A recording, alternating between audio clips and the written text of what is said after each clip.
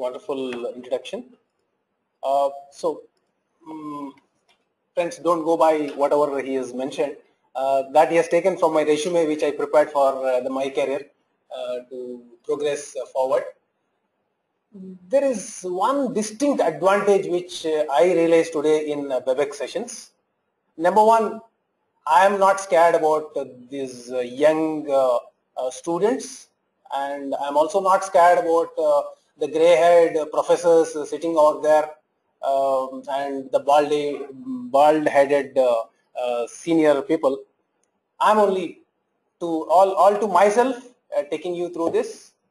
My dear students and honorable lecturers and teachers and distinguished CII members, a very good morning to you all. My name is Anjaney Shastri. People call me ASK. Today, I'm going to take you through the various career opportunities that you have available in information security industry. Right? So in this 1 hour of presentation, it is not possible to cover end to end, and we don't expect you to retain any of them. So we will be covering only the basic stuff, right? So let's move on.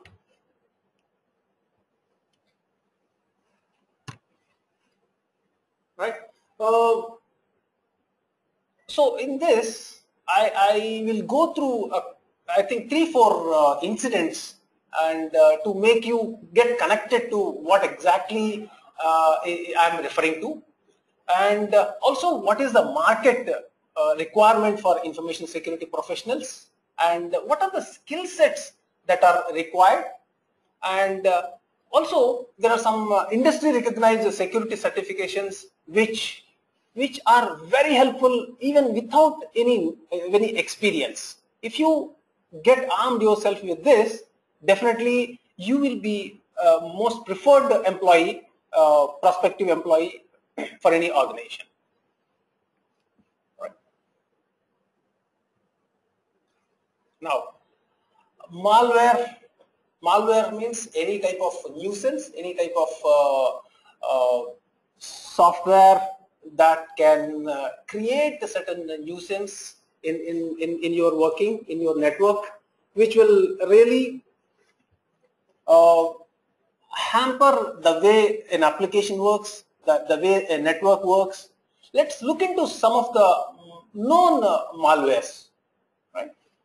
So if you see this in 1986, this was the first known virus, which was known as Brian. So this was developed by a couple of Pakistani brothers. These fellows were not professional hackers or the professional virus creators. They were professional developers. They had one medical application for monitoring the heart. So it was designed for IBM computer, IBM desktop for those days, and PC. So they found that that particular software was being pirated. And what these fellows did, they have created one small virus known as Brian, which can replicate. So whenever they find that their software is copied without paying them, that particular software used to change the master boot record, and it used to copy the MBR and then paste it somewhere else, thereby crashing the entire system. So virus, there are a number of viruses after this, and the virus is mainly the self-replicating. And the next one we will see Trojans. Then after 1986, there are a number of Trojans. Trojans is not self-replicating. You have if your system is infected with a Trojan, it is going to open a back door. That means your system is vulnerable. He will install one small virus or one small server, TCP/IP server, which will keep listening on certain port, and a hacker can enter into this particular port and he can do whatever he wants. right? For example, say keylogger. So I can install a keylogger in one system, and then remotely I can connect into your system and take away whatever keystrokes that are entered. Right? And another example is botnet. There is a increased threat using botnet robot networks, which will really enter into multiple millions of computers across the world and create mayhem. So that is botnet infection also is a Trojan. It can be considered as a category of Trojan. And then next, in year 2000, there was one very famous virus known as I Love You, right? So those days there was Visual Basic was its nascent stage, and this was created by one Philippine guy, and it was using VB script. See, when I get a mail saying that I love you, naturally I will open that mail with curiosity. So that is the one human psychology this fellow has exploited, right? So he created the curiosity. So you know that Windows has a feature by which it will suppress the extension. If you see the text file, it will only display the icon. It will not say txt. So what he did is he mentioned the file name as iloveyou.txt.vbs. So that VBS is hidden and only the txt was shown.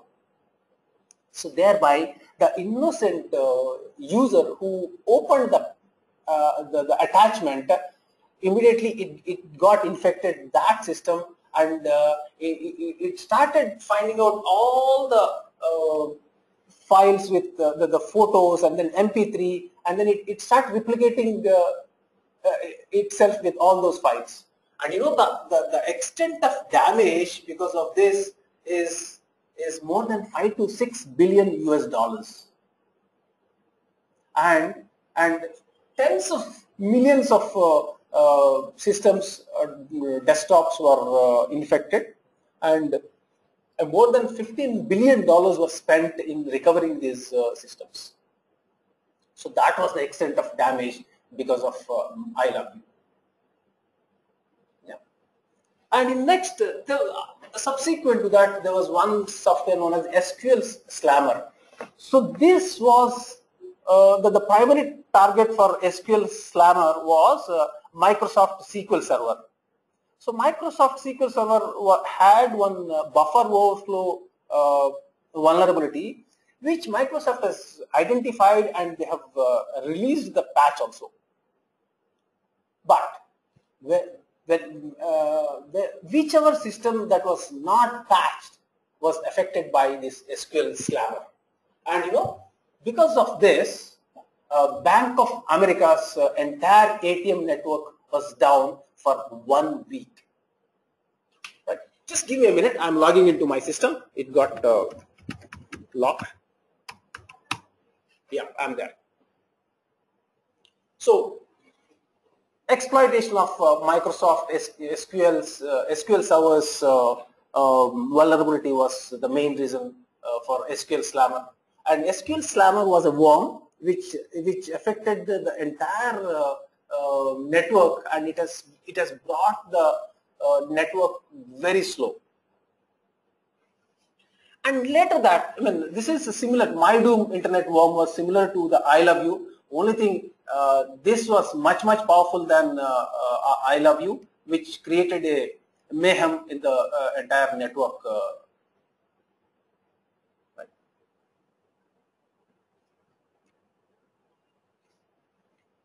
Right.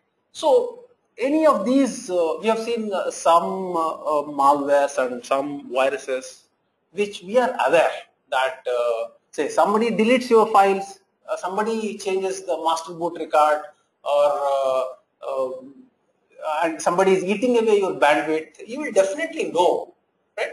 But there are certain silent killers which we have observed in the last few years. So I would like to explain about one of these such incidents. right? Now, what you see on the top is a nuclear reactor, right, which can be used for creating a power or making bombs or whatever it is, right? So in any nuclear power generation or nuclear energy, the main ingredient is, we all know that it is enriched uranium, right? So uranium in its natural form has got only 3% of capability, and it has to be enriched to 90% to meet the fuel requirement, right? So the process of uranium enriching is done using some centrifuges.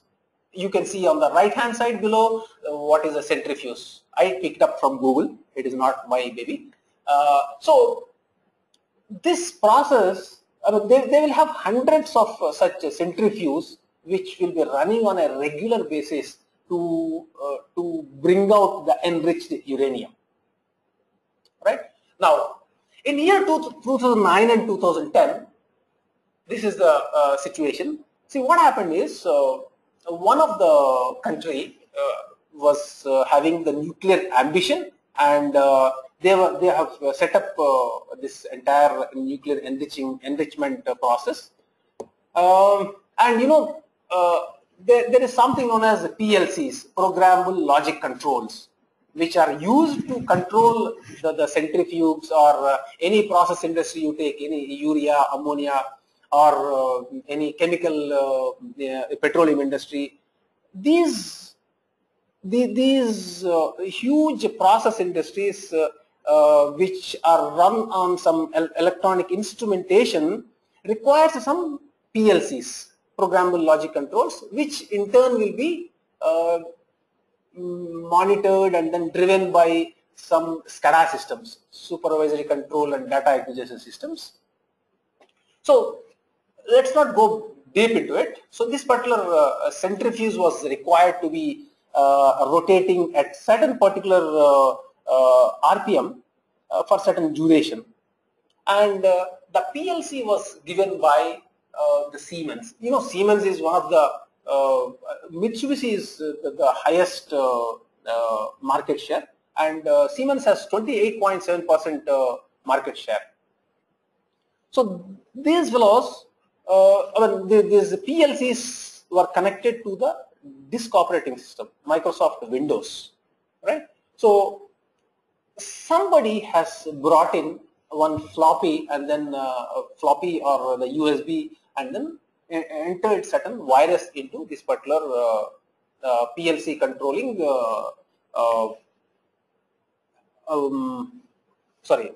PCs. So what happened?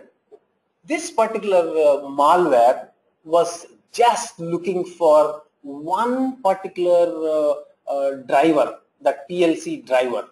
If that is not there, then it was not touching at all. It was harmless, right? So whenever it finds that they have a certain make of Siemens PLC, it started doing some malicious activity.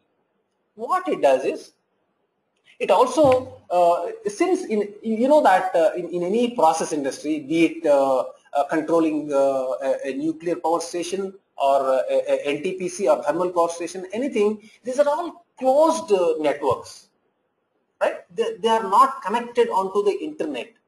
Thereby, there is what they call security in obscurity, right? You take your laptop and then sit in a bunker and don't connect to any wireless. You stay completely away. That is the best way of getting security, right? So any of these process industries were also they known as air gap security. They don't allow public internet to connect to their network, but still they had a USB port, and somebody brought this through the memory stick, and thereby the virus entered. And once it entered one PC, it connected to the entire network and started spreading. And you know, for more than 12 months, nobody could understand that there is a virus that is killing inside. And you know, this virus was so clever and it was designed with so much efforts. What it was doing is the PLC, it was controlling the PLC wherever the centrifuge it is connected. It used to increase the speed of the centrifuge multiple times. Say if it is supposed to run at 1500 RPM, it used to change it to 2500 RPM. At the same time, in the SCADA system, the display used to show only 1500 RPM. So that was the extent of, and thereby any system that is running beyond its designed capacity is naturally prone to wear and tear and death. So in that way, all the centrifuges have burned out, and within 1 year, it systematically, they have completely eliminated or reduced the centrifuge to its ashes. Right? So more than 30,000 computers were affected, and see, 5,000 out of 8856 centrifuges were damaged. Right? So I'm sure you must have recognized who was this. This was nothing but Iran's nuclear power plant, which and the people behind it who speculate is the U.S. government and Israel. So there were 10 dedicated people worked for a whole year who designed the system and who also had a dedicated test facility to check that to test that this is properly delivered, properly implemented, and it is so stealth that it will not be detected for till its mission is completed. Right. So we have seen what exactly from a innocuous malwares to a stealth silent killers, which for which we are really scared of. Right. We'll move on.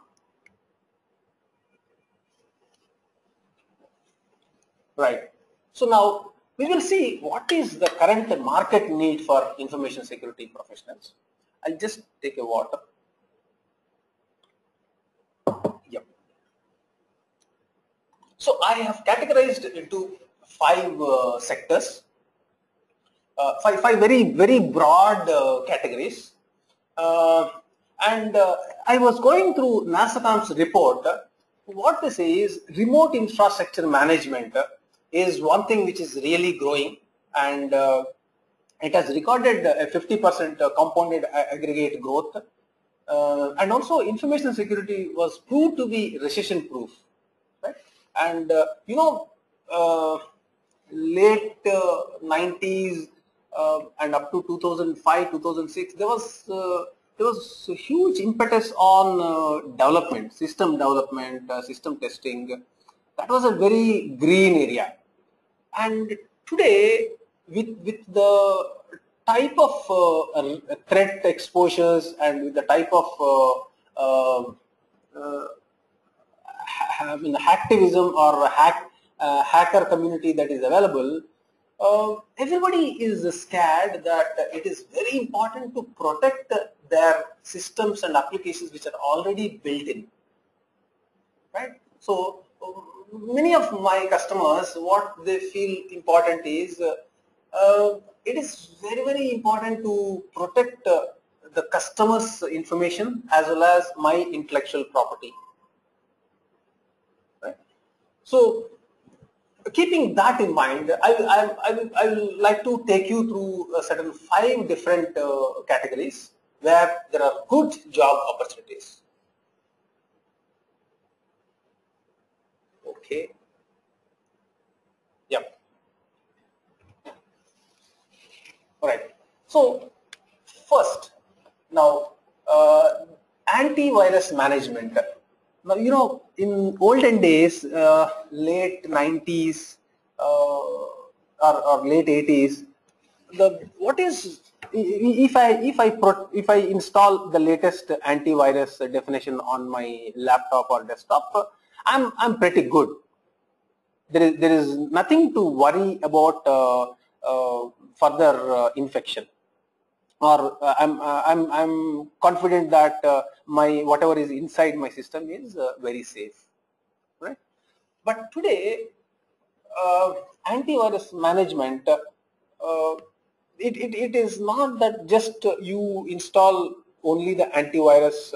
It also should be regularly updated, and people move from one place to other.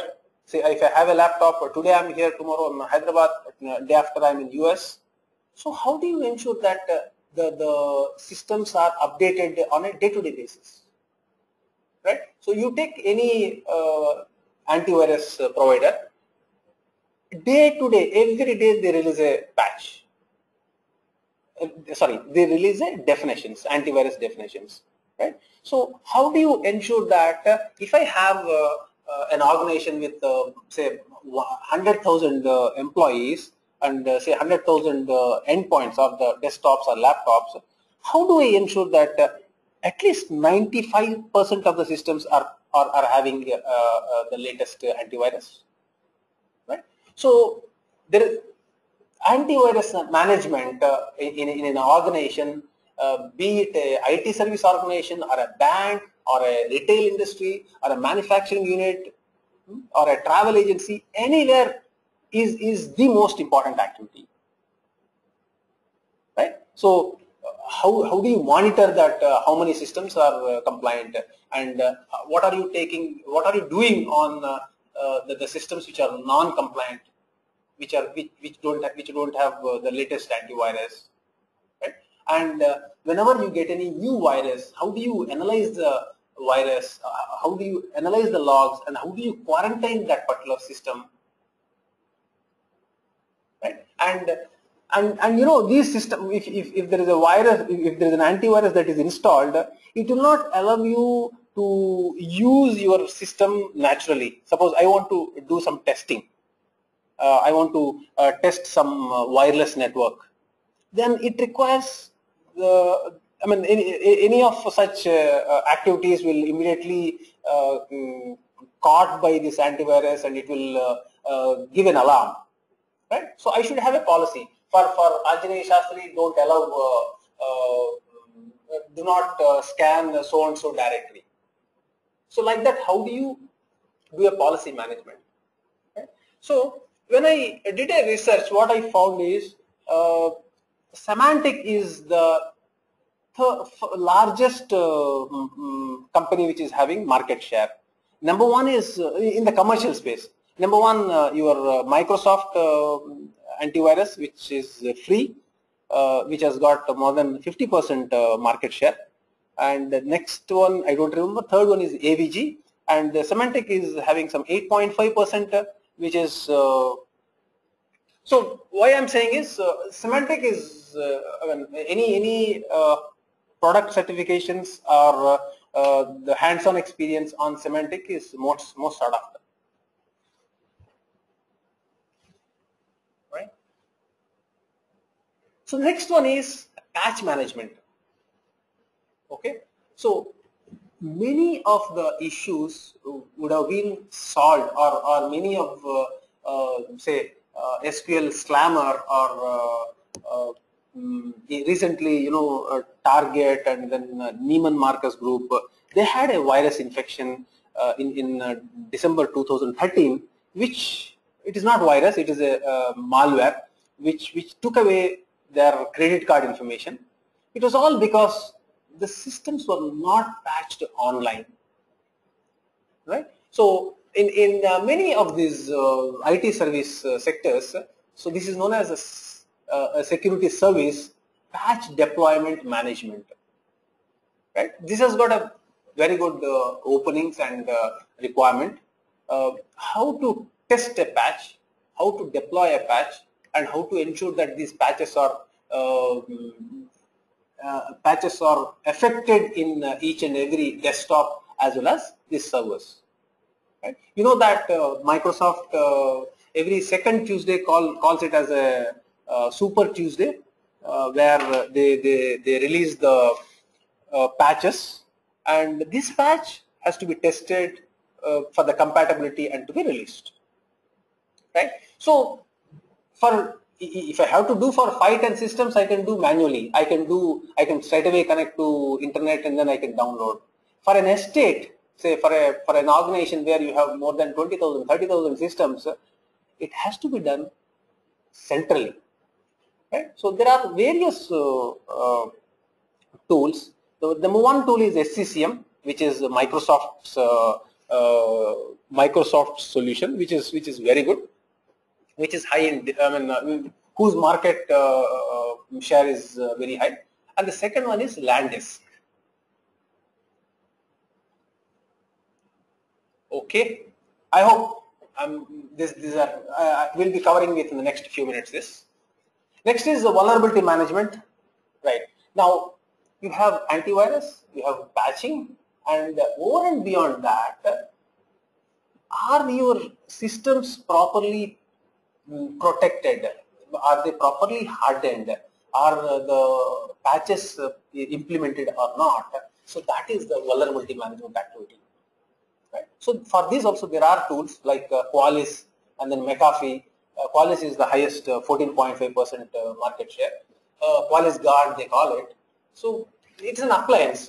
You run this scan on hundreds of systems. What it does is it has a database of all the patches that are released for Microsoft, that are released by the Cisco, that are released by Linux, everything.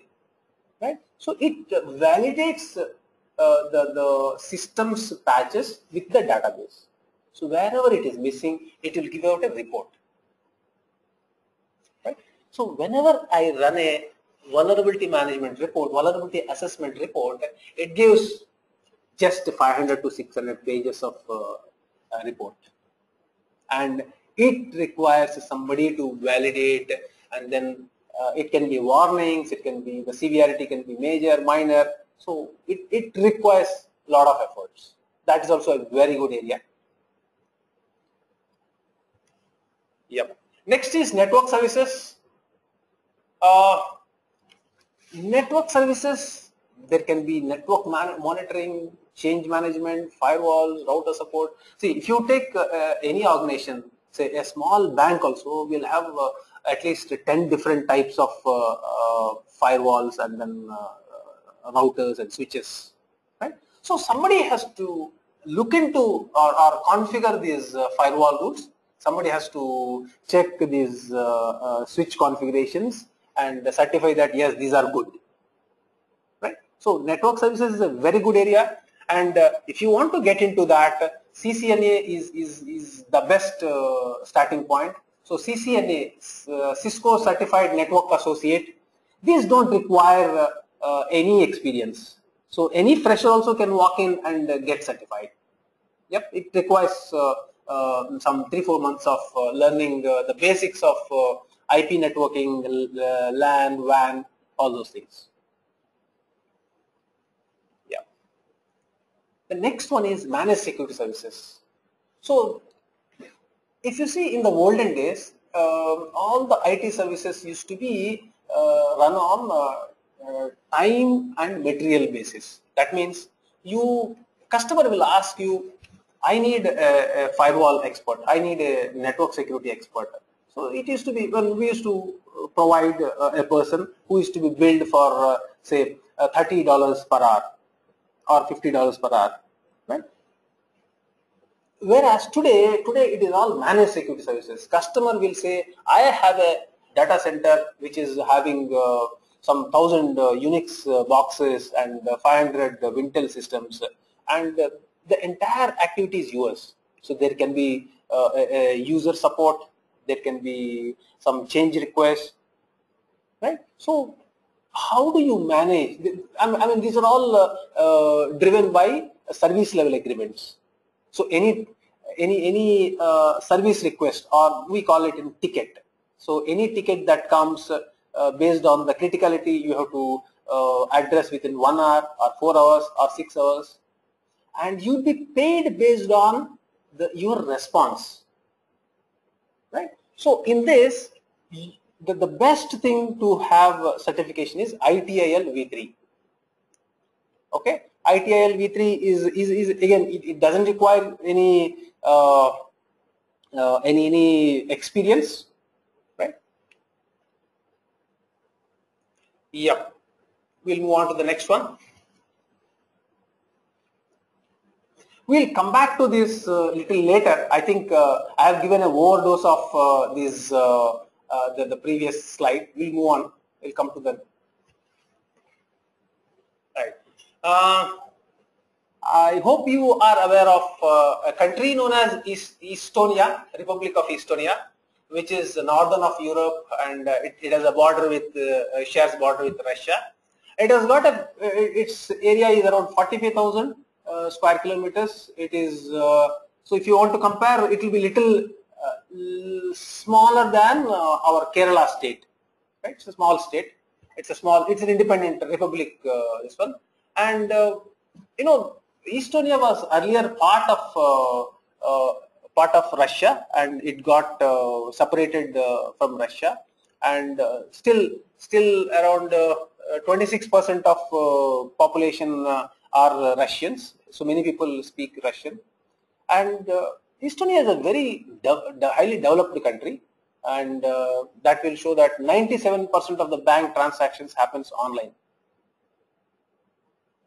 right? And 60% of the population use internet on a daily basis, and Estonia is a paperless government.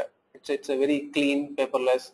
That means their entire e-governance is well developed, right? So there was one small incident that happened in April 2007, right? You know that when you have 26% of Russians are a different country, you expect some rift or tension between these people.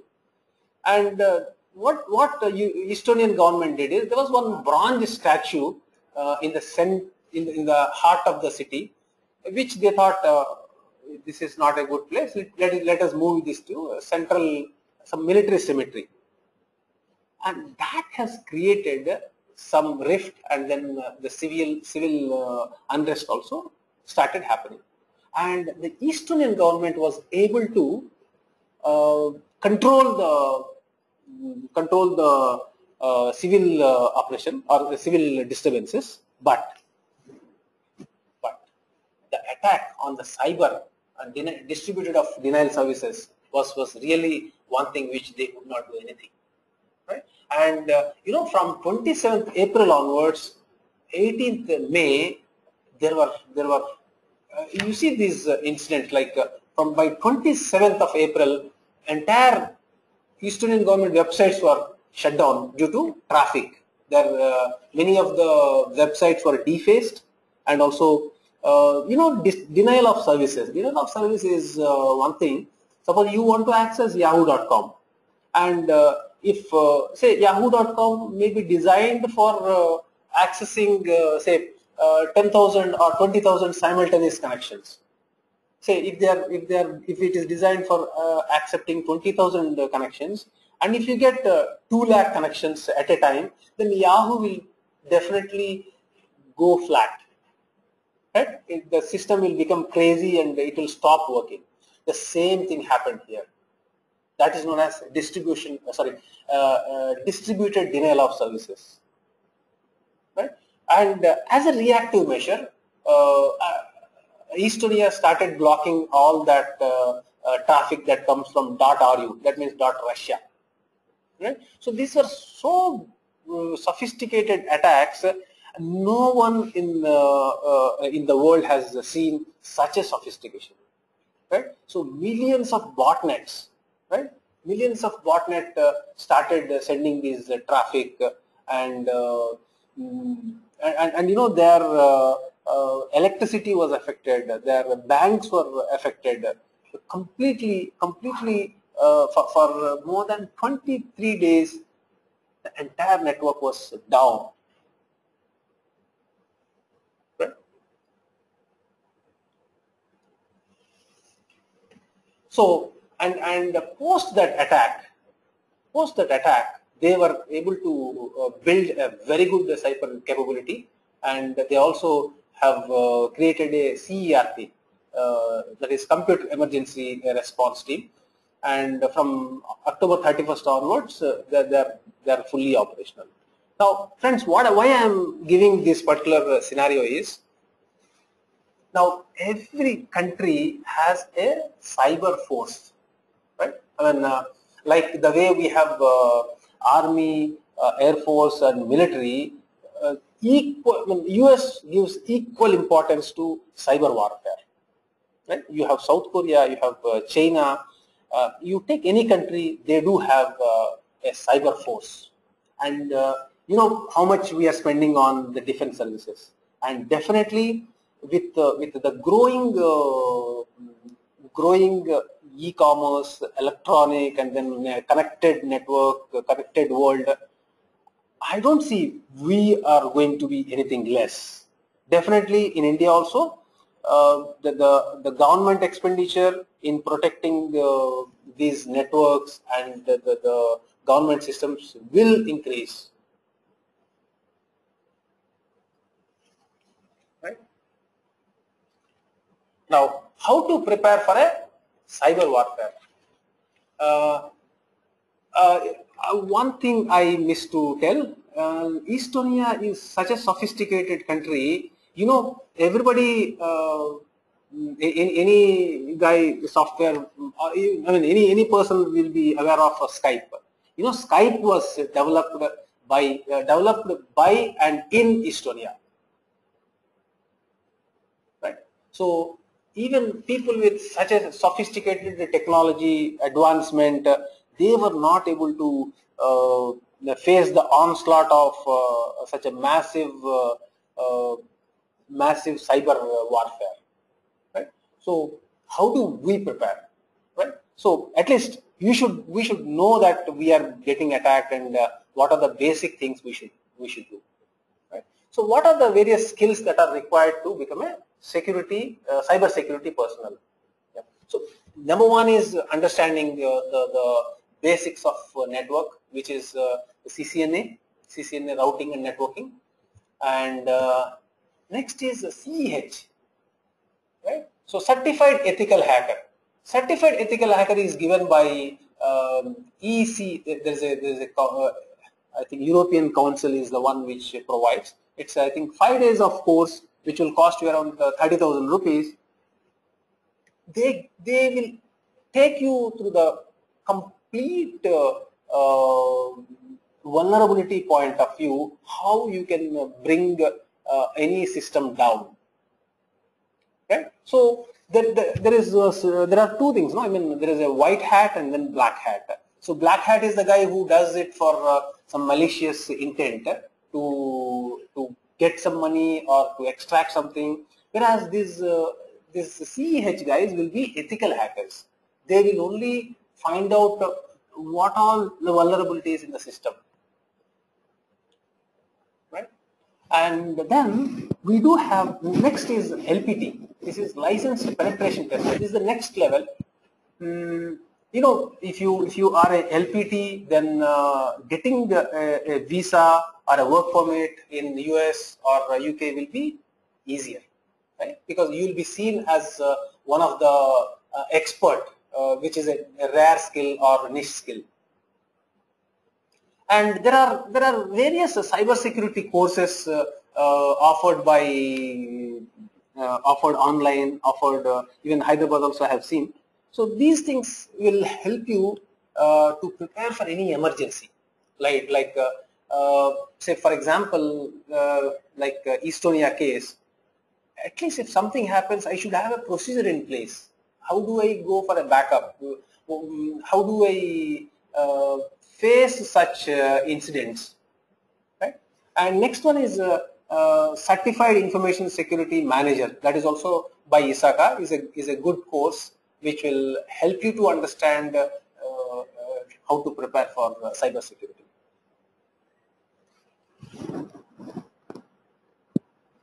Right. So we'll move on. I'll go back. Sorry for this. This particular slide I missed. SIEM. SIEM is security and event management, right? So any organization, there will be multiple servers, multiple firewalls, and multiple systems, right? So the attack can happen from anywhere, and you know, any and every system will have a event logs, right? So this is known as ESM. ESM means enterprise security monitor. So from these say firewalls and then servers, the logs which we generate will be monitored, will be accumulated at one place, and this ESM will do a analysis and then it will give a result. For example, I'll tell you one example. Say recently, what we did an analysis is we wanted to find out misuse of or a sharing of passwords. Okay, say you have a user ID and you have a password, and if you are in office or if you are connected to network, then only you should be using it. You should not pass the password to somebody else. Okay, so in this event management, what we have found is one input we have taken from the door. Say in office you have a door. Whenever you access, you enter into that particular facility, right? So that access we have taken, and the next is what time this fellow has used his user ID and password in which place, and we have correlated. And if there is an anomaly that you are not there inside the system, inside the facility, still your ID and the password is used from that facility, we generate a anomaly report, right? So that way, this ESM it plays a very important role in analyzing any errors. Right? It is not just these errors, any hacking, any penetration. Suppose a hacker, how he gets into the system. First he will try one user ID and password in one system, and if he fails 3 times, then naturally there is a threshold and he will be blocked out, and he may try in different system, he may try in another system. So any such cases, suppose he is trying in 3 different systems, immediately the system ESM, Enterprise Security Monitor, is capable of identifying such anomalies and abnormalities, and then it can even send a mail, send a text to the network administrator. Right? So this there is only one very good tool which is known as ArcSight, which is by Hewlett Packard, and this is last 10 years, this is in the Gartner's Magic Quadrant for its visibility and meeting customer expectations. And any experience on this ArcSight is really good. We'll come back. Right. We have seen what is a certified ethical hacker, licensed penetration tester, and also some cybersecurity courses. Right.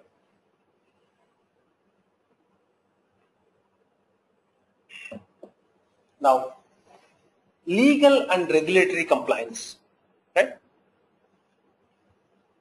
So every organization should have done a prudent care, or at least certain due diligence has been done to ensure that they are ready. Suppose some security incident happens and it has gone to a court case. When court decides whether what courts looks into is whether you have done your due diligence, whether you have taken proper, as if it is your own system, have you taken all the measures to prevent, detect and correct any violations. Okay, so for that, number one, you should have you should follow certain standard, any organization, right? So the basic thing is ISO 27001 2013. Right? This is nothing but a security framework, and it gives a high level controls. Say there are 114 controls comprising of physical security, network security, and then business continuity, and then compliance, blah blah blah.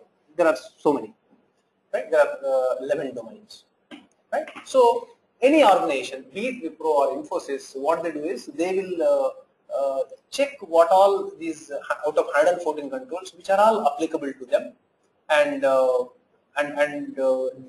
devise controls around it. For example, physical security you take.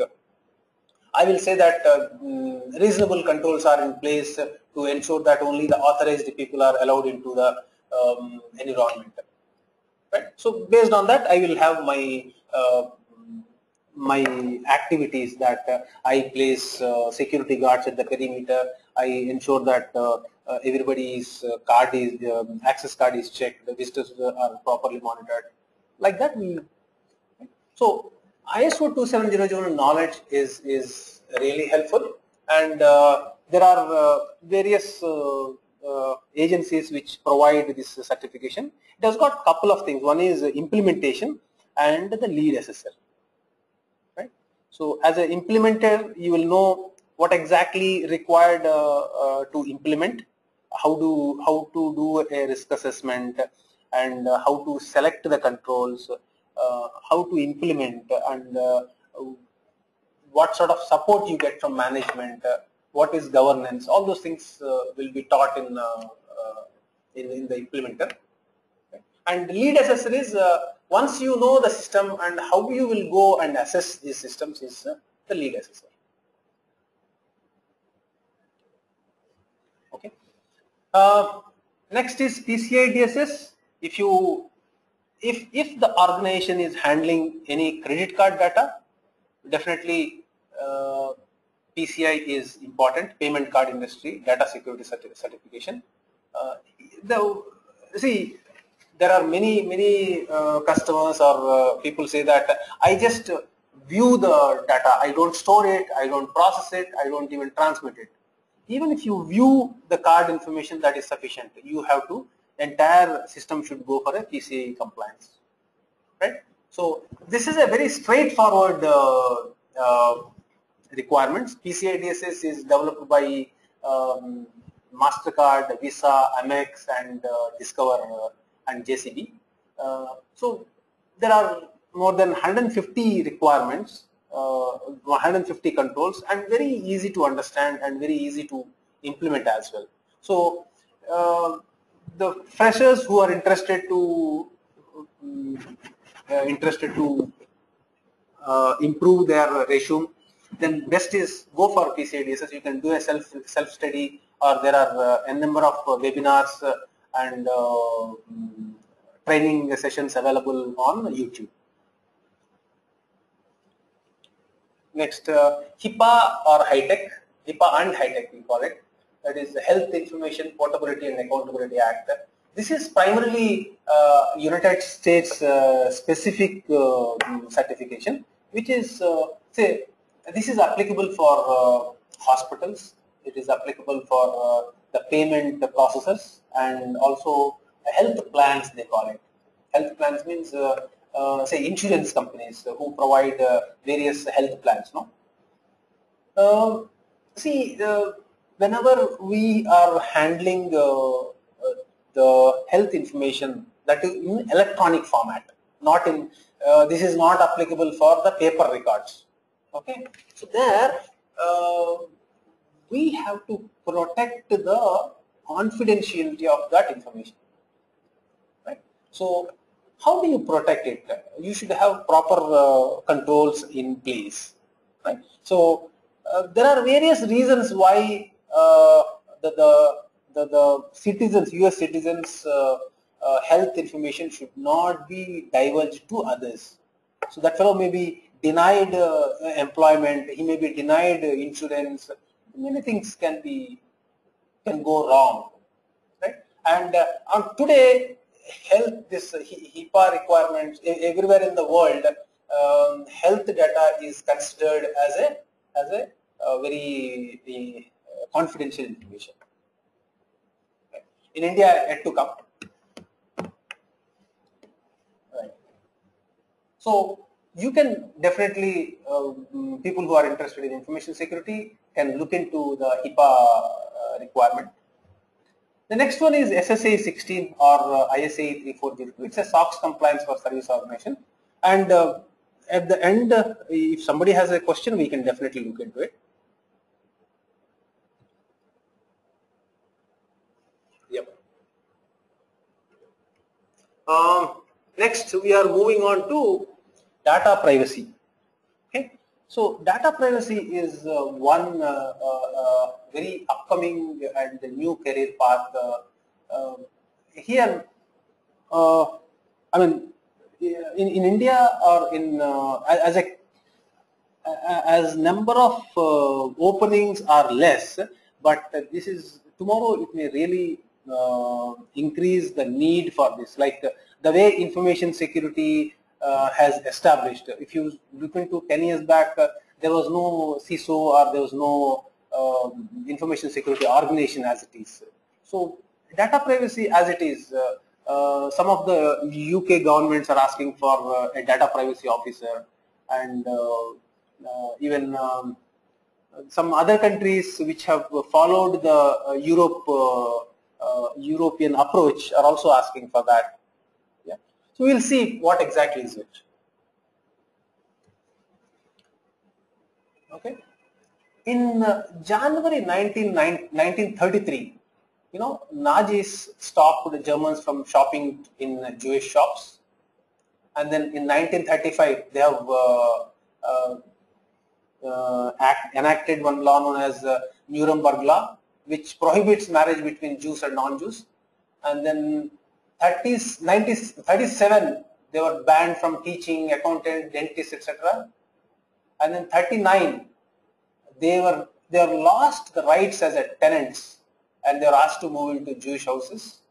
And then 39 again, labor decree, and then Jews between 14 to 16 were asked to force as a bonded labor. So I need not explain you the Holocaust of late 30s in Germany. Right? All these things very systematically happened only because the records, government records, were taken to identify the race and ethnicity. Right? So Germany felt it really bad, and today in today's world, Germany was the first country to enact a data privacy law in this world. Right? And many of, if you say in the entire European Union consists of 27 nations, and everyone says that data privacy is my birthright. My information privacy is my birthright. Right? Now let's see what is PII, personally identifiable information. Suppose if I have certain information, using that I can identify you. Right? I say your mail ID, your home address, your phone number, using which even certain countries also says that the IP number from which you browse, no, you say at home you are using your data card and then get connected and then browse, and that IP also is known as a privacy information, right?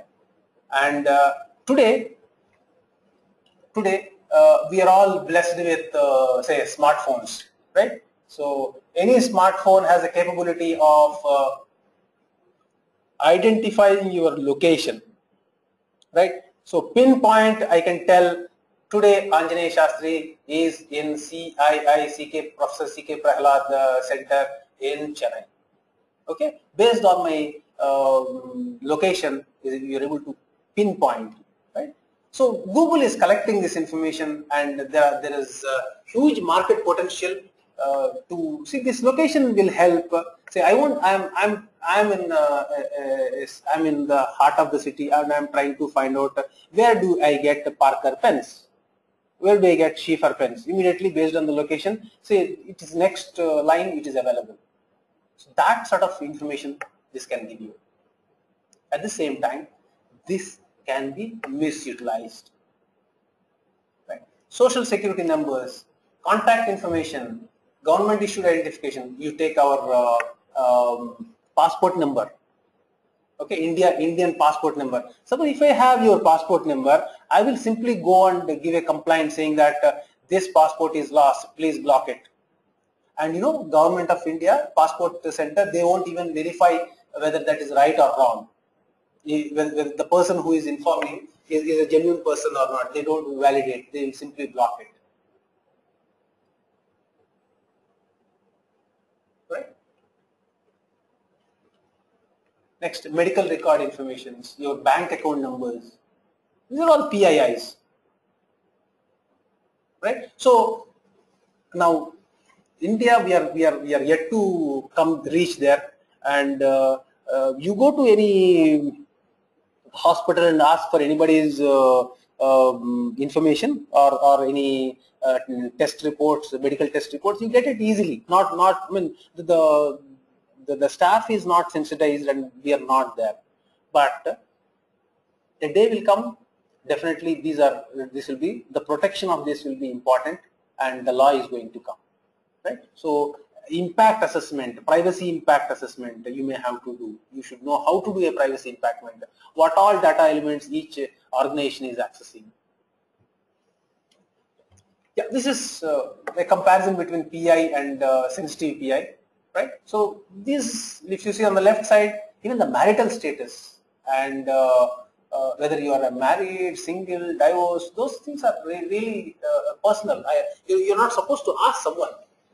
If you're talking to any US or European Union people, you're not supposed to ask these questions. And then these are right-hand side, if you see, racial and ethnic origin, whether you are a Polish Jew or Hindu or Muslim, these are not supposed to be shared. Hello, Srinivas, how much time we have?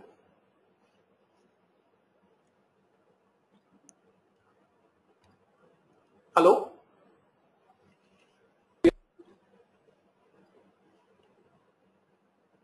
I'm not able to hear you.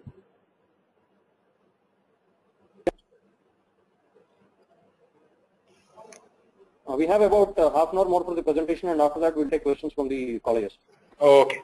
Okay, thank you so much. Yeah. Next is financial records. Okay. Now, when we apply for a loan, when we apply for a credit card, or when we give any application, we are inadvertently giving a lot of information. One is our address, phone number, and our salary details. All these details are shared with the government or some agencies. One example is recently I was filing one big paper, lot of information for Aadhaar card. So it has asked information about whether do you have a bicycle, do you have a car, do you have this thing, that thing, how much is your salary, how much is your spouse salary, what not information is available. And if this information goes to say crooks or even people who are interested in mining this information, really they can create a havoc in our life, right? So these are all important. See, I get my credit card statement. So nowadays I ask them not to stop the credit card statement by post. So you need to protect your credit card statement or bank account statement. Do not throw it in the newspapers, old newspapers, right? And even tax records, right?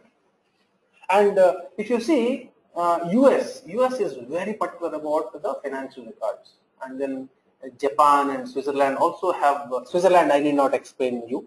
We all aware of it. Japan and US both are very particular about the financial records. The next one is telecom records. Right? So telecom records are real juicy and pricey information. Okay, so so earlier, it was very easy to tap the BSNL or the government telephone records or the telephone information, and the entire telephone directory was available in CD or available in hard printed form. Okay, so today that they have removed, but still these records are available. Now telecom records are very useful for the enforcement. The police, first thing they will go to these service providers, telecom service provider, and ask them, boss, give me from this number what time to what time, what calls went, how much time they have spoken, all those details they'll get. Right? So there can be two things. One is the content, what exactly they spoke. That information also they can get. They can do a wiretapping, and another one is recently one of my friend was working in one of the telecom major cell phone telecom, and there one lady approached him and asked him, you tell me whatever customer name you want, is telecom, they call it call records, the CRs, TCRs or something, call records, you tell me, I will get you. Then he asked, how did you get? Simple, there are many people who are in the call center. I have friends there whom I recruited, so I just pay them some money and I get the call records. Right? So getting the call records, I mean, somebody's invasion into their privacy. So this is a very important one, and already there is a law enforcement in Europe. You can't see your employees' call records or anybody's call records. In India, yes, it is yet to come. But certain companies are have beefed up their security, and they have implemented the privacy requirements.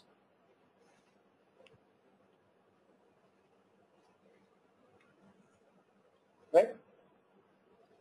Now, what you see here is a smart grid. Smart grid is a new technology where the entire see, this is done in Australia. Your home will be having a smart meter. The smart meter is capable of noting the imported and exported energy consumption. Right? So your home may have a small windmill generator or a solar power generator. When you are not at home, when you are not consuming, you can export that. So when you are at home, you can definitely import the excess requirement. Right? So and today, the lineman comes to your home and then checks the meter content, right? From last 2 months to this month, what is the amount? Lineman need not come to your home. This can be monitored straight away from a central control room, right? So now, if I have a smart and connected grid, the chances that these people who are in the control room are able to find out what exactly is happening in my home, when I am at home, when I am not there, and which room is using more energy. Okay, whether anybody is there in single, so they can find out that there are many privacy implications in such a smart grid technology. Right? So with this, we have come to the end of the privacy as well. Now, data privacy is a really good and very interesting area to experience with. So if you want to really know and participate and get knowledge, there is one forum known as DSCI, Data Security Council of India. They have chapters in every major city, and you can definitely join. Every month they conduct meetings, and it is free. They don't charge any money, and they also conduct best practice meets, and you can definitely take leverage of this. The next state is the CIPM, Certified Information Privacy Manager, and then Certified Information Privacy Professional, which is conducted by Institute of Association of Privacy Professional. Yeah. Yes. We'll move on to the next slide. So I have listed down the few of certifications which will really help you to prepare for the future. Number one is CEH, Certified Ethical Hacker, which is entry level. You don't need any experience. Straight away you go. What you require is you have to spend some 20,000-30,000 from your father's pocket, right? But definitely it will give you a very good overview of what's happening in network. Next is CCNA, yeah, similar to that. Next, ITIL V3 is also very good, entry level. Next, there is one organization known as GIAC, Global Institute of, I'm not able to recall. So they have various certifications, and this one GPPA I found it very good, which is a GIAC certified perimeter protection analyst. It's a very good one. At least you require some experience before joining that. And for any information security professional, you want to get into auditing or consultancy, ISACA is the Makkah. ISACA is known as Makkah for information security. So number one is CISM is very good. It provides some 5-6 domains: governance, risk management, and then CISA is a flagship program, and you can become an auditor. You will know the body of knowledge of an auditor. Next, CISP is the one. I know that every information security professional worth his salt will aspire to become a CISO, Chief Information Security Officer. Definitely, CISSP is a real arsenal which will help them to become CISO. Right. So before you become CISO, CISSP, you should have expertise in at least one domain. So the easiest one is the networks. So work for 5-6 years in the networks, then you do CISSP, then you really understand what exactly is CISSP. And then C-Risk is the pinnacle of information security. This is the latest program, latest certification. You should have at least 10 years of experience to get the C-Risk.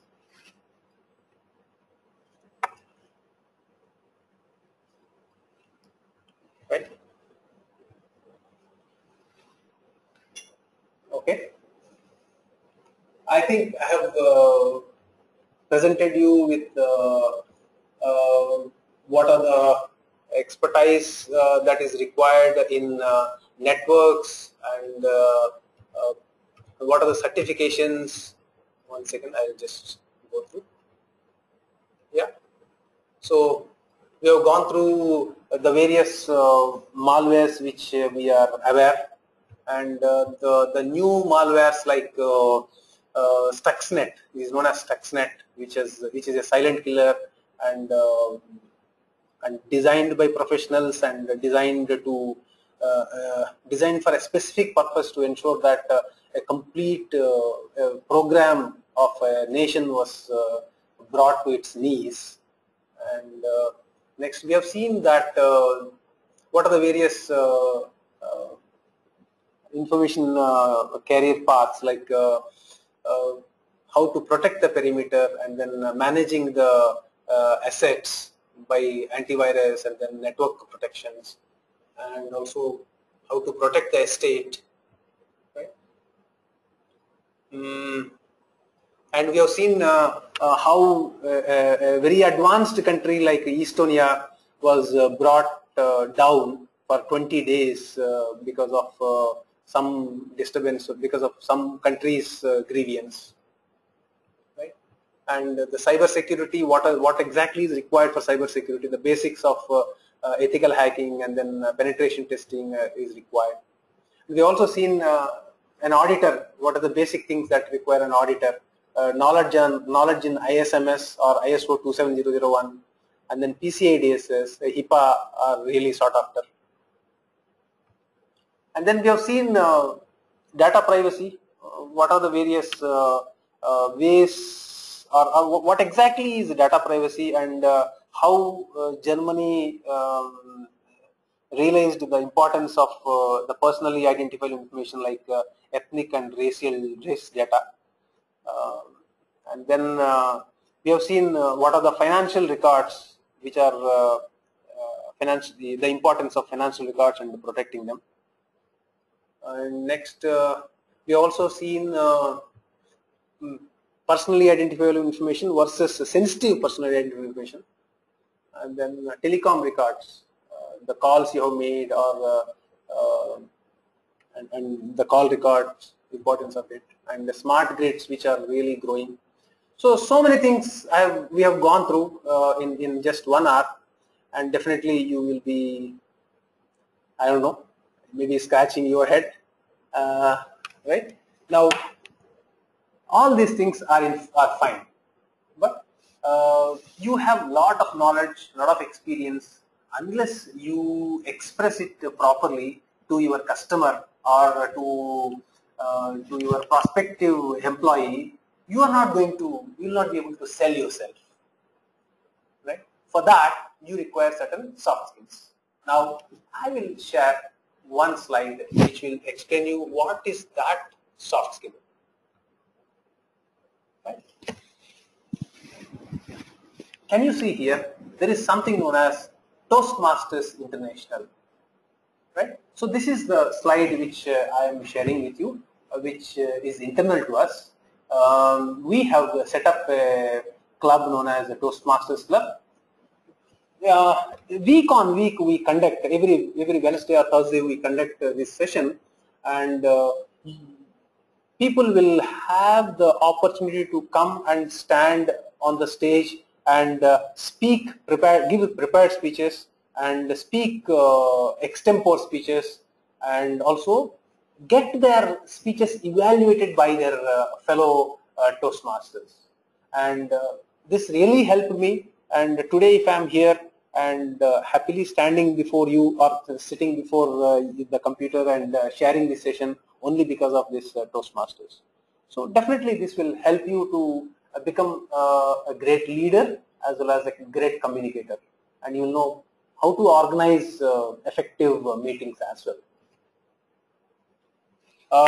With this, the session comes to an end, but definitely we can meet again on specific requirements. Thank you, and over to Srinivas for any questions and answers.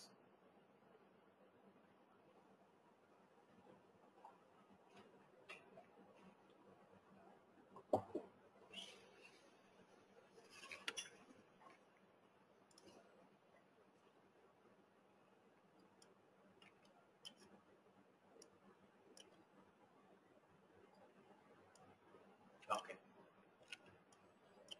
Now, what is the scope of ethical hacker? We'll take that. Yeah. There's a question by Dr. V. Ramachandra Prasad that what is the scope of ethical hacker as a professional in India? Ethical hacking is really a very growing field, and there's lot of demand for this. See, I have a bank which is having say 100 nodes or 100 systems. I am interested to check these systems are properly protected with security patches and all other vulnerabilities. They are properly hardened. So as an ethical hacker, I can do a vulnerability assessment. I can do a penetration testing, and there is immense scope for an ethical hacker.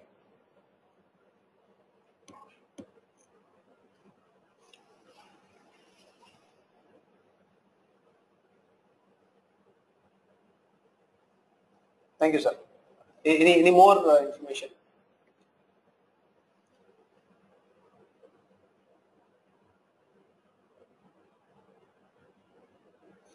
Is cloud computing usage is safe under these type of piracies? This is by Mr. Professor Ramji R. Ramji. Mr. Ramji, cloud computing is at a nascent stage, and cloud computing itself has several privacy implications, and you know, cloud computing has 4 different models. One is you should have a private cloud, or it can be a public cloud, or a community cloud, or a hybrid cloud.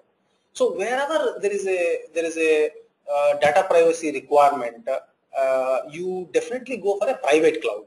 Say an organization like any bank you take, any public national bank, if they want to go for cloud, the best thing is they will definitely go for a dedicated cloud, public cloud, which is hosted in their own environment. Right. Otherwise, I do not know when I share data between or I share systems with different customers. I just don't know, my own administrator can copy something from here to there. Right?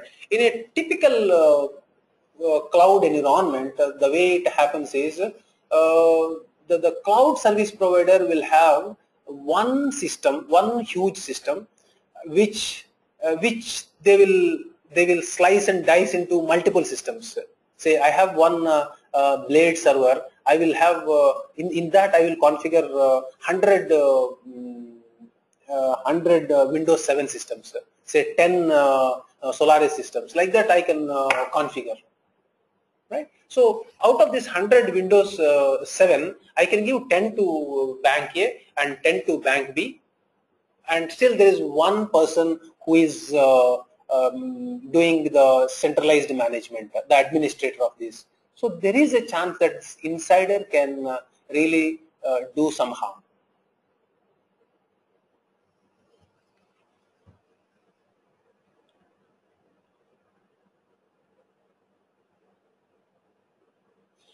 Next one is, after BTech, what kind of branch the students can opt for PG in relevance with information security, by Dr. M. Chandrasekaran.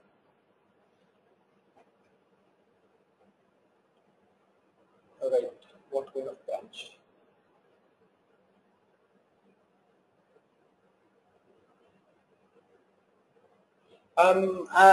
Dr. Chandrasekaran, I am not aware of this. I will have to look into this.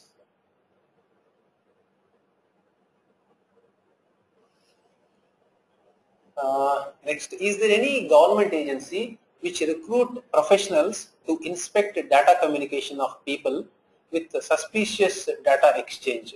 Dr. V. Ramachandra Prasad? Yeah.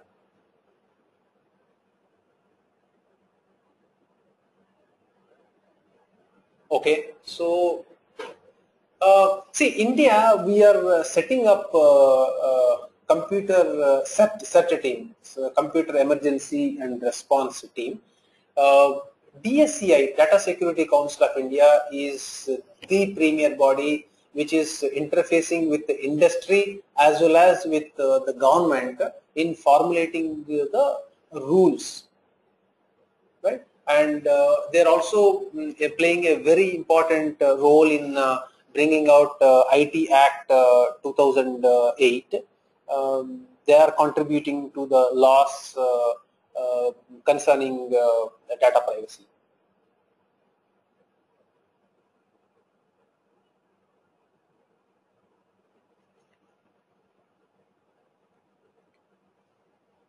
So can you suggest any tools for ethical hacking? This is by Dr. M.H.M. Krishna Prasad. Doctor, the ethical hacking, there are thousands of tools. There are scripts. There are open source. All these tools are inherently having some or other vulnerabilities, and there are fair chances that they may infect your own system. So they have to be tested in a lab only, and there are certain sites known as I can share them later. I can share with Colonel Raghunathan, who will be able to, or Aruna. The open source tools are available, but definitely they are risky. If you have a proper antivirus in your system, it will not allow you to run these tools. Okay, you have to disable your antivirus, and then there is a chance that these tools can infect your own system. So the best place to get all this information is certified ethical hacker. So if you do CEH, they will give you a set of CDs which will contain number of these tools.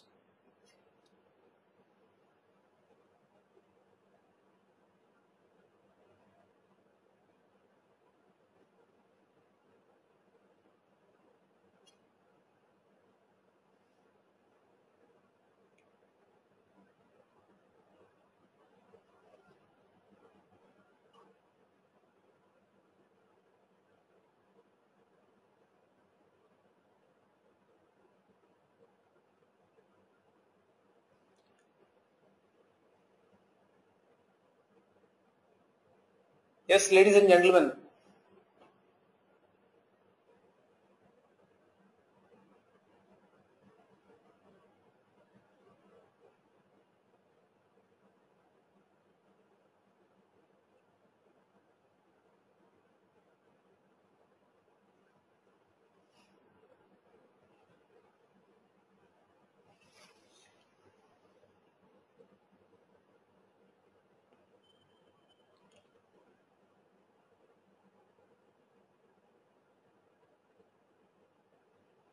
Okay. There is one question from Dr. M.H.M. Krishna Prasad's chat. I have done CEH and CISE. Looking forward for CCNA. What are the opportunities available for me? Yep. As a certified ethical hacker, you can definitely get a job. You will be given preference for any other. You can get into the antivirus management, and you can what they call is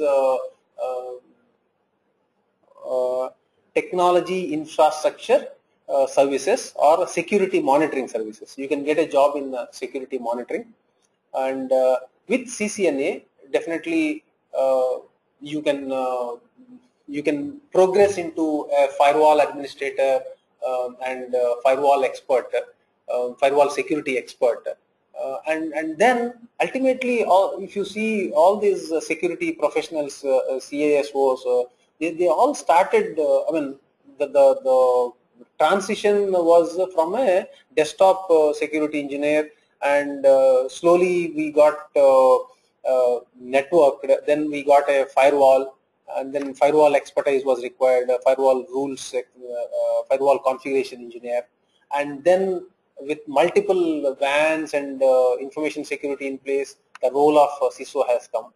So definitely, this is a good career path. If you do CCNA, then you also do CCNP. Thereby, you get Cisco Certified Network Associate Security. Then you will know how to secure a network, a firewall or a router. Right? So that will help you to slowly, gradually get into the CISO shoes.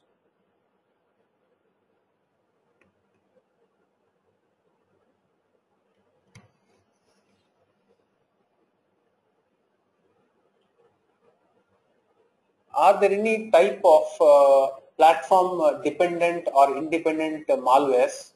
Can you explain them from GMRIT? Okay, this is Mrs. R. Shivaranjani. Right.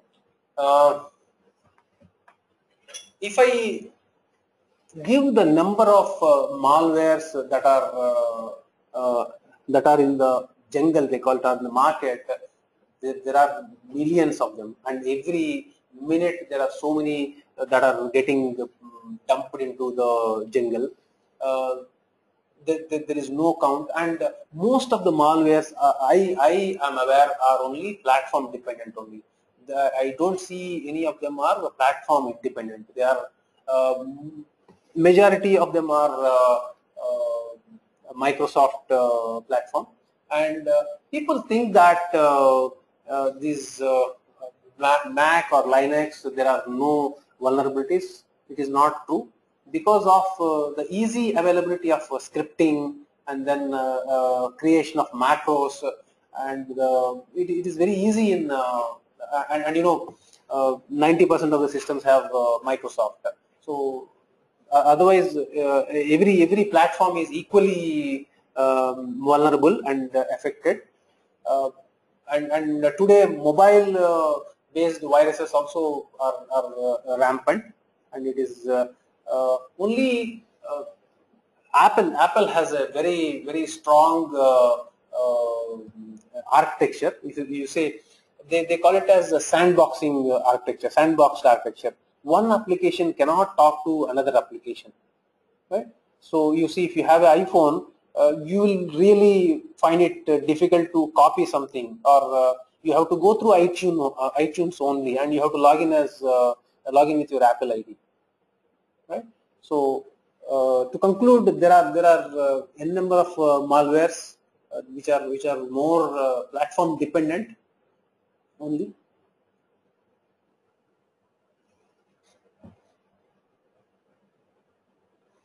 Another question, is Wipro conducting any courses in information security? This is from Professor Ramji. So Wipro is not involved in any training and development. We primarily focus on IT services to US and Europe, as well as APAC. So and also business process outsourcing, also BPO also we have. We don't get into any trainings. So there are, if you want trainings, there are a number of trainings available outside ISACA or CISSP, DSCI.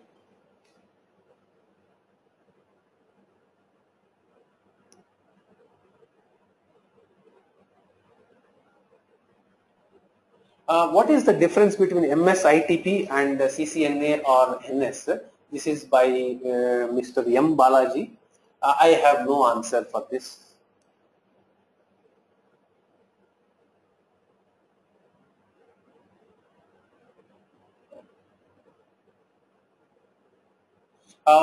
Another question from Dr. M.H.M. Krishna Prasad is very interesting.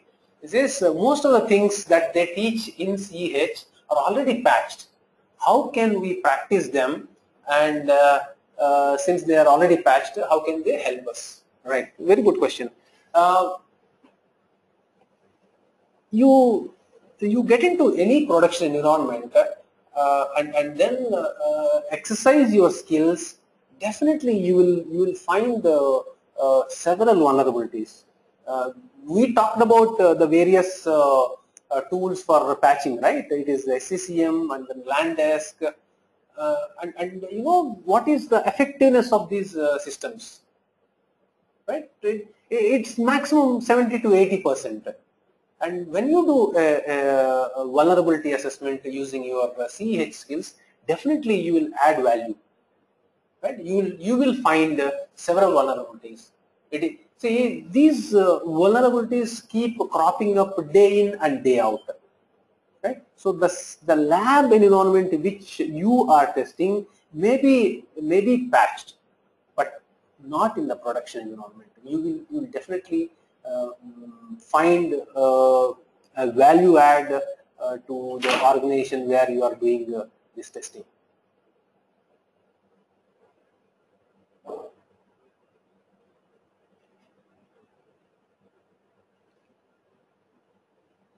The next question, Mrs. R. Shivaranjani. I wish to emulate an antivirus as a project. I would like to know which modules can I include other than signature-based research. I'm sorry, I will not be able to comment on this. I don't have the required expertise.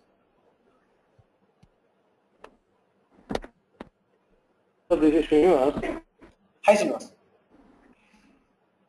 We have some students from CME college here in Hyderabad. Yeah. And they will try to take questions over to my mic, and I suggest they'll use this service. Sorry, they want to speak?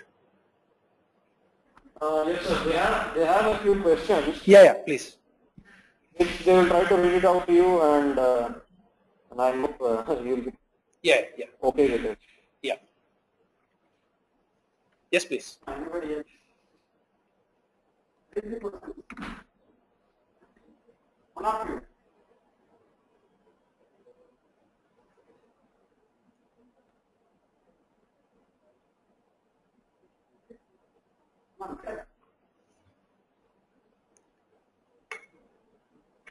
Not able to listen you. I'll just, we are just waiting for the right moment. So. Yeah.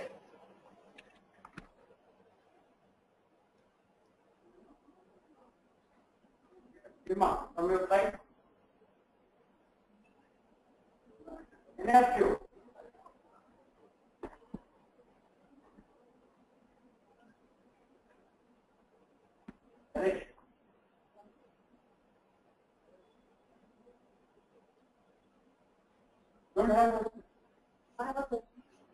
can come on. We have a question coming up, sir. Yeah.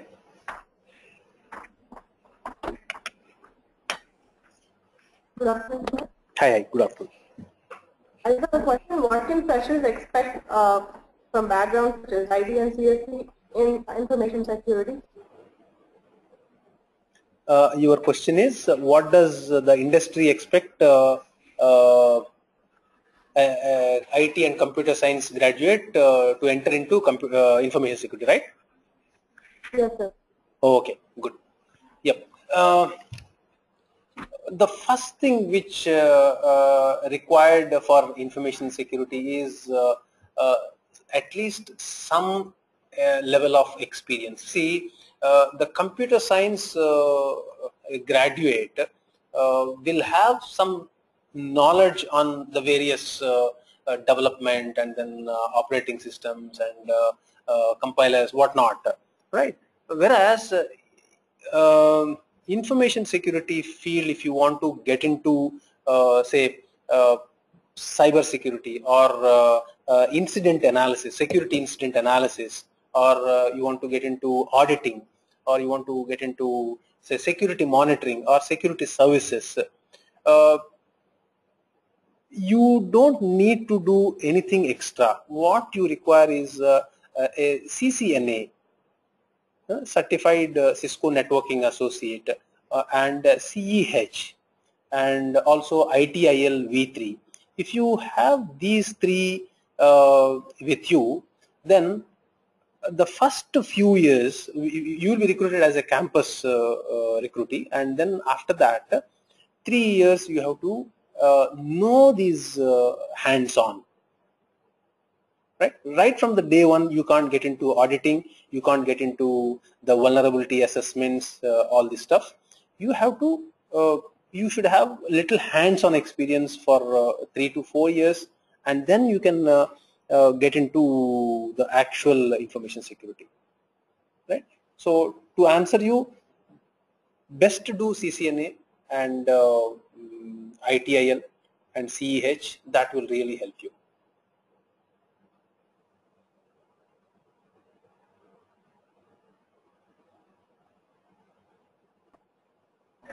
Thank you for your answer, sir. Any more questions? Not about the program, what are the skills and exactly they are looking for? Okay. How to secure the data? I'm sorry, I didn't listen that. I'm not able to. Can you say it again?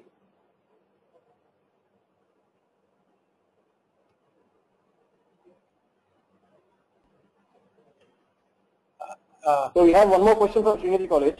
Yeah. Yeah, what is the question? Good afternoon, sir. Yeah, good afternoon. At present, the requirement for security professionals is 77,000, whereas at present the number is 22,000. Why aren't the companies focusing to improve this number? Like, why aren't they taking any additional like training programs for the new recruitees? See, the requirement, see, recently there are multiple MNCs in India which were trying to recruit people, but they could not do. Even we tried to hire some 40 people, and we interviewed 40, and then we also selected 4 people, and all 4 of them did not join. They aborted in between. They got hike. I mean, they got better offers elsewhere.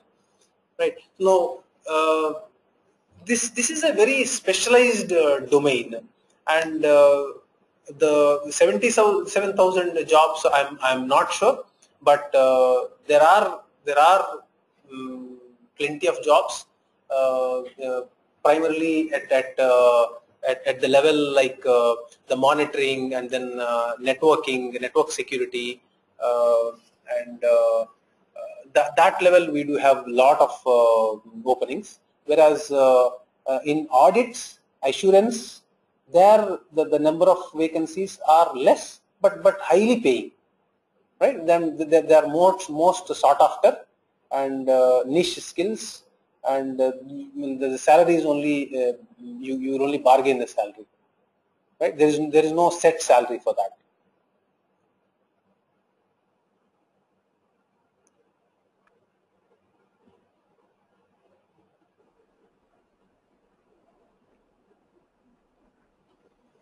We have one specific request from this college.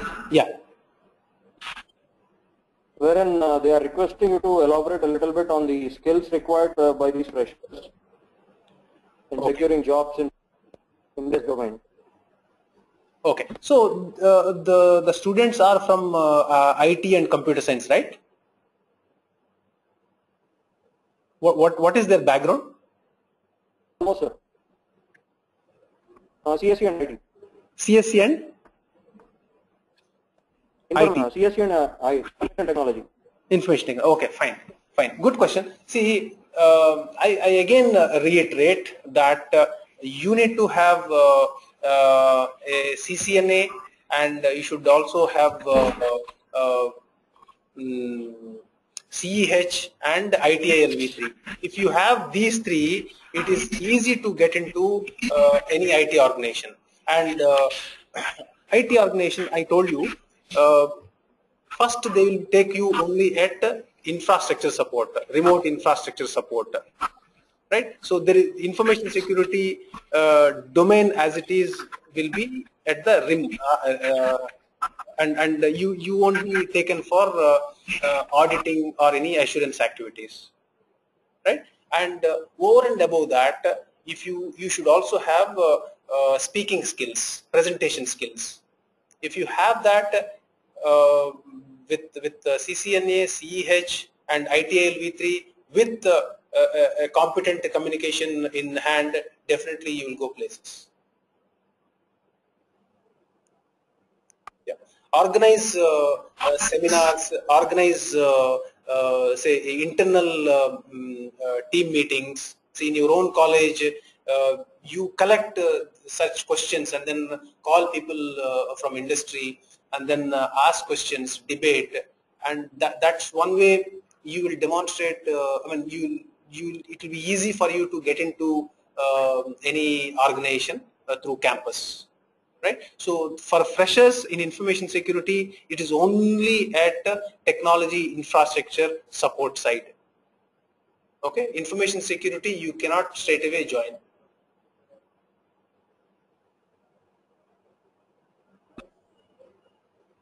Thank you on that, sir. Thank you.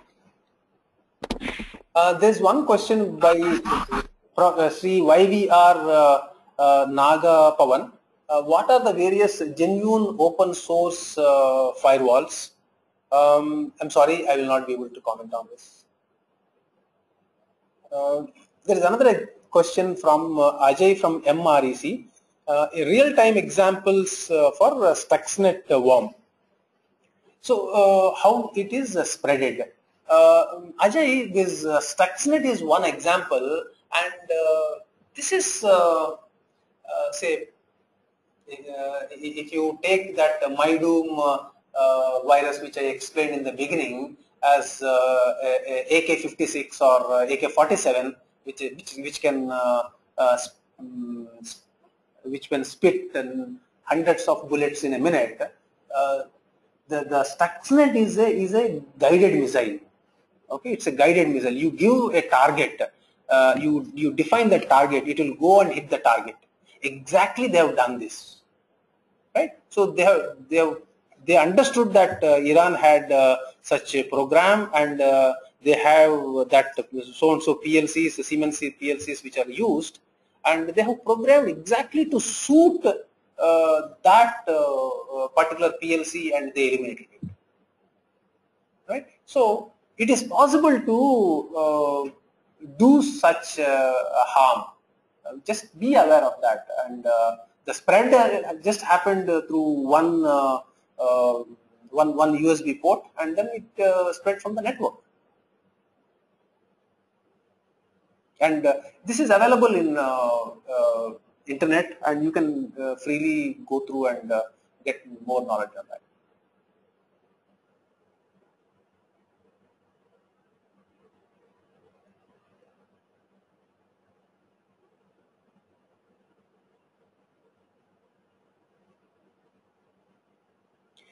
Another question from Dr. V. Ramachandra Prasad. To take the CCNA certification, does we need any practical experience? For CCNA, practical experience is definitely good. They have dumps, they have simulators. You need to know how to configure a router, how to configure a firewall, how to configure a VLAN. So those things, even if you don't have a real system, you can use the simulator and get knowledge. Okay, so practical experience definitely helps, but the real concepts that they teach in CCNA are really helpful.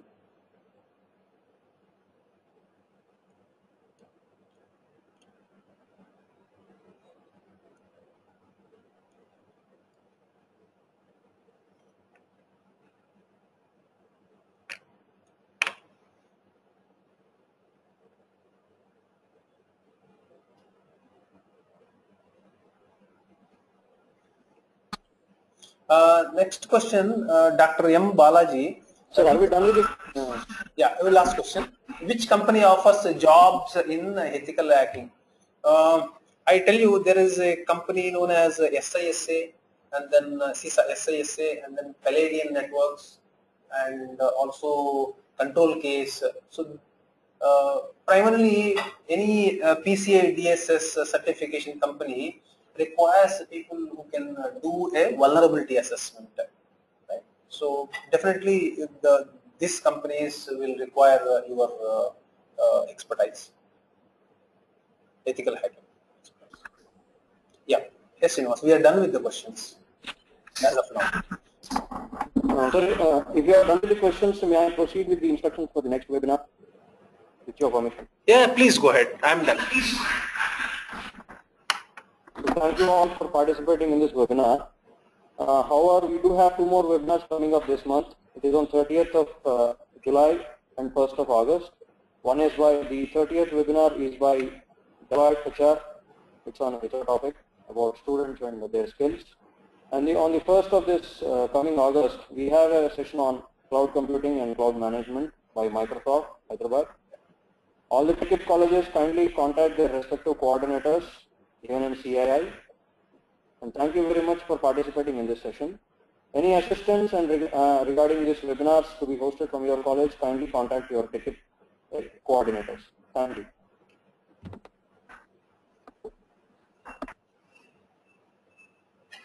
Thank you, CII.